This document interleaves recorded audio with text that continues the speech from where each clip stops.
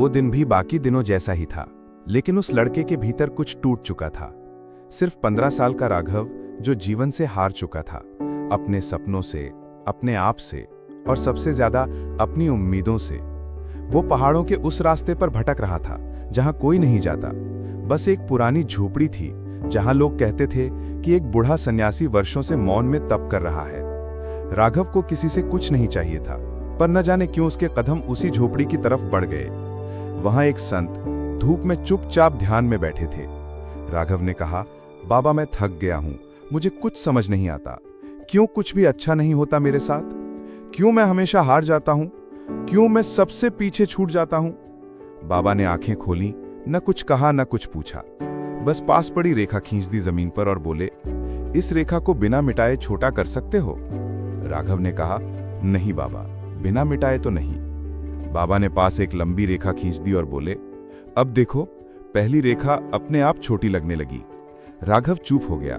वो समझ गया कि उसे अपनी मुश्किलें नहीं, अपनी सोच और लक्ष्य को बड़ा करना है।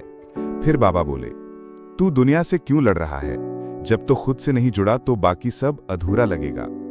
राघव ने पूछा, तो क्या करूं? बाबा बोले, हर दिन सूरज की तरह उग। कोई शोर नहीं करता, फिर भी पूरी दुनिया को रोशनी दे जाता है। तू बस रोशनी बनने की तैयारी कर। राघव ने आंसू छुपाते हुए कहा, पर मुझे लगता है मैं कुछ भी नहीं हूं बाबा।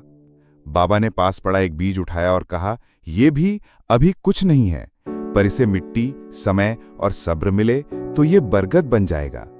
फर्क इस बात से नहीं पड़ता कि तू क्या है, फर्क इस बात से पड़ता है कि तू क्या बनना चाहता है। राघव कुछ पल चुप रहा, फिर बोला, अगर मैं बदलना चाहूं तो कैसे शुरुआत करूं? बाबा बोले, हर सुबह उठकर खुद से सिर्फ एक वादा कर कि आज मैं कल से थोड़ा बेहतर बनूंगा। बस उतना ही। कोई बड़ा वादा नहीं, कोई दिखावा नहीं, बस थोड़ा सा खुद से सच्चा रहना, यही शुरुआत है। उस दिन राघव देर तक वहीं बैठा रहा। न कोई भीड़, न कोई सलाह, बस उस बूढ़े गुरु की आंखों में खुद को ढूंढता रहा। फिर उसने झुककर उनके चरण छुए और बिना कोई वादा लिए खुद से एक सफर शुरू किया। अब वो रोज सुबह उसी झोपड़ी के पास बैठकर ध्यान करता, एक एक दिन, एक एक सांस के साथ खुद को समझता। कुछ महीनों में उसकी चाल बदल गई, उसकी आंखों में चमक लौट आई और एक दिन गुरु ने खुद चलकर उससे कहा, अब तू तैयार है अपने जीवन का गुरु खुद बनने के लिए। राघव की आंखें भर आईं। उसने देखा कि बिना भीड़, बिना तालियों के, बिना किसी शोर के उसकी जिंदगी बदल चुकी थी। आज वो जहां भी जाता है, लोगों से कहता है, एक सच्चा गुरु वो नहीं जो तुम्हें रास्ता दिखाए, बल्कि वो है जो तुम्हारे भीतर का अंधेरा हटा दे, ताकि तुम खुद रास्ता देख सको।